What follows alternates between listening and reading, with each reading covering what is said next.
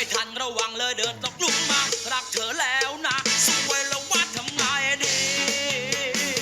ไม่มีคู่มือบอกทำอย่างนั้นนะควรทำอย่างเนี้ยสวยแล้วเนี่ยทำไงดี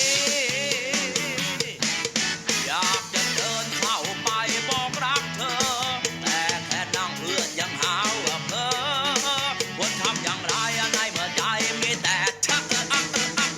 อรู้ไม่รอไม่สิทธิ์ไม่คลาแค่อยากจะนับเธอเป็นแฟนพ่อไม่รวยมีสิทธิ์ไม่ครับอยากจะขอห่วงแขนในสถานะแฟนของเธอซุปตาเกาหลียังต้องชิดซ้ายเน็ตไอดอลลบไปเธอสวยสะดุดในปัตตภี